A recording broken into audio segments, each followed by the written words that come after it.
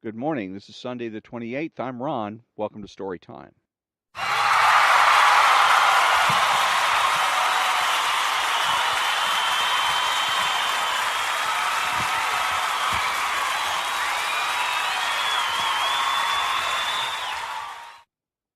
Yep, this is Ron, and part two of How to Think About Vladimir Putin. One theme runs through Russian foreign policy, and has for much of its history. There is no country, with the exception of Israel, that has a more dangerous frontier with the Islamic world. You would think that this would be the primary lens with which to view Russian conduct, a good place for the West to begin in trying to explain Russian behavior that, at first glance, does not have an obvious rationale. Yet agitation against Putin in the West has not focused on that at all. It has not focused on Russia's intervention against ISIS, in the war in Syria, or even on Russia's harboring Edward Snowden, the fugitive leaker of U.S. intelligence secrets. The two episodes of concerted outrage about Putin among Western progressives have both involved issues trivial to the world but vital to the world of progressivism. The first came in 2014 when the Winter Olympics were to be held in Sochi, presented an opportunity to damage Russia economically. Most world leaders attended the games happily, from Mark Rutte in the Netherlands and Enrico Letta, Italy, to Xi Jinping, China, and Shinzo Abe in Japan. But three leaders, David Cameron of Britain, Francois Hollande of France, and Barack Obama of the United States, sent progressives in their respective countries into a frenzy over a short list of domestic causes. First, there was the jailed oil tycoon Khodorkovsky. Putin released him before the Olympics began. Second, there was a young women who called themselves Pussy Riot performance artists who were jailed for violating Russia's blasphemy laws when they disrupted a religious service with obscene chants about God. Translations were almost never shown on Western television. Putin also released them prior to the Olympics. Third, there was Russia's Article 6.21, which is oddly described in the American press as a law against so-called gay propaganda. A more accurate translation of what the law forbids is promoting non-traditional sexual relations to children. Now, some Americans might wish that Russia took religion or homosexuality less seriously and still be struck by the fact that these are very local issues. There is something unbalanced about turning them into diplomatic incidents and issuing all kinds of threats because of them.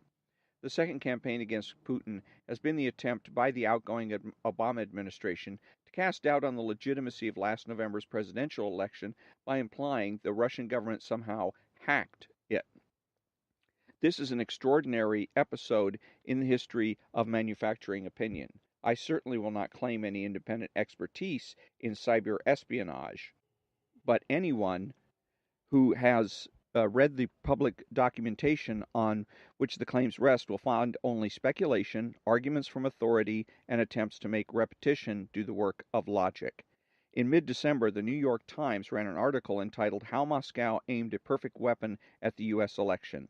Most of the assertions in the piece came from unnamed administration sources and employees of CrowdStrike, the cybersecurity firm hired by the Democrats to investigate a hacked computer at the Democrat National Committee. They quote those who served on the DNC's secret anti-hacking committee, including the party chairwoman Debbie Wasserman Schultz and the party lawyer Michael Sussman. Then a National Intelligence Council report that the government released in January showed the heart of the case. More than half of the report was devoted to complaints about the bias of RT, the Russian government's international television network. Again, we do not know how the intelligence agencies know, but there's no publicly available evidence to justify Arizona Senator John McCain's calling what the Russians did an act of war. If there were, the discussion of the evidence would have continued into the Trump administration rather than simply evaporating once it ceased to be useful as a political tool. There were two other imaginary Putin scandals that proved to be nothing.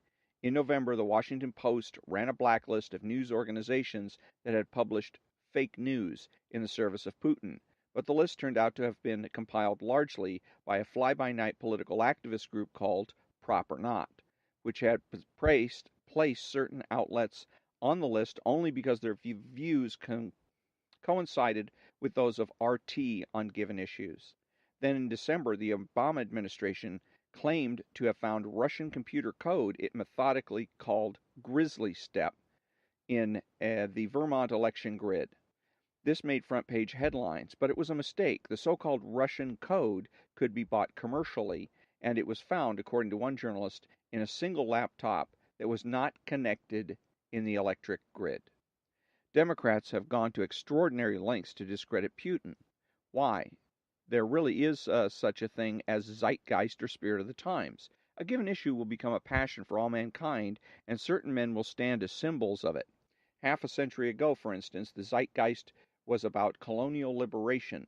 Think of Martin Luther King traveling to Norway to collect his Nobel Peace Prize, stopping on the way in London to give a talk about South African apartheid. What did that have to do with him? Practically nothing. Symbolically, everything. It was an opportunity to talk about the moral question of the day. We have a different zeitgeist today. Today it is sovereignty and self-determination that are driving passions in the West. The reason for this has a great deal to do with the way the Cold War conflict between the United States and Russia ended. In the 80s, the two countries were great powers, yes, but at the same time they were constrained. The alliances they led were fractious. After the fall of the Berlin Wall, their fates diverged. The United States was offered the chance to lay out the rules of the world system and accepted the offer with a vengeance. Russia was offered the role of submitting to that system. Just how irreconcilable those roles are is seen in Russia's conflict with Ukraine 2 years ago. According to the official United States account, Russia invaded its neighbor after a glorious revolution threw out a plutocracy. Russia then annexed Ukrainian naval bases in the Crimea. According to the Russian view, Ukraine's democratically elected government was overthrown by an armed uprising backed by the United States. To prevent a hostile NATO from establishing its own naval base in the Black Sea, by this account, Russia had to take Crimea, which in any case is historically Russian territory. Both of these accounts are perfectly correct. It is just that one word can mean something different to Americans than it does to Russians. For instance, we say that Russians don't believe in democracy. But as the great journalist and historian Walter LaCour put it, most Russians have come to believe that democracy is what happened in their country between 1990 and 2000, and they do not want any more of it. The point with which I would like to conclude is this: we will get nowhere if we assume that Putin sees the world as we do. One of the more independent thinkers about Russia in Washington, D.C., is the Reaganite California Congressman Dana Rohrabacher. I recall seeing him scolded at a dinner in Washington a few years ago. A fellow guest told him he should be ashamed because Reagan would have idealistically stood up to Putin on human rights. Rohrabacher disagreed. Reagan's gift as a foreign policy thinker, he said, was not his idealism. It was his ability to set priorities, to see what constituted the biggest threat. Today's biggest threat to the U.S. isn't Vladimir Putin. So why are people thinking about Putin as much as they do? Because he has become a symbol of national self-determination. Populist conservatives see him the way progressives once saw Fidel Castro, as the one person who says he won't submit to the world that surrounds him. You didn't have to be a communist to appreciate the way Castro, whatever his excesses, was carving out a space of autonomy for his country. In the same way, Putin's conduct is bound to win sympathy even from some of Russia's enemies, the ones who feel the international system is not delivering for them. Generally, if you like that system, you will consider Vladimir Putin a menace. If you don't like it, you will have some sympathy for him. Putin has become a symbol of national sovereignty in its battle with globalism. That turns out to be the big battle of our times, as our last election shows. That's true even here. And that's part 2, the conclusion of How to Think About Vladimir Putin by Christopher Caldwell. It's adapted from a speech delivered on February 15th, 2017 at Hillsdale College. And this is in the March issue of Imprimis, volume 46, number 3. So just a couple of things. The thing that really stood out to me about this whole article was the fact that Mr. Caldwell seems to be very much, although he seems, the way he writes it, to try to make himself sound as though he's being objective, it seems to me that he goes in with a pro-Putin bias, that he likes Putin, he compliments him, and basically says that Putin, not basically says, absolutely says that Putin was the solution to a Russian problem. And he also then, not only does he favorably slant things so that it makes Putin look good, but he also goes ahead and even makes Fidel Castro look good in that one statement at the end there where he says, excuse me, where you say, let's see, where is it? From Russia, the point to which the conclude. Let me see.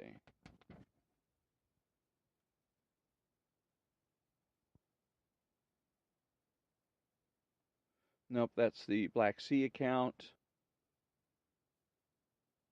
Oh, and the other thing is that he's a journalist and he's supposed to like democracy, but I like the way he puts it. Most Russians have come to believe that democracy is what happened to their country between 1990 and 2000, and they don't want any more of it. The point with which, let me see.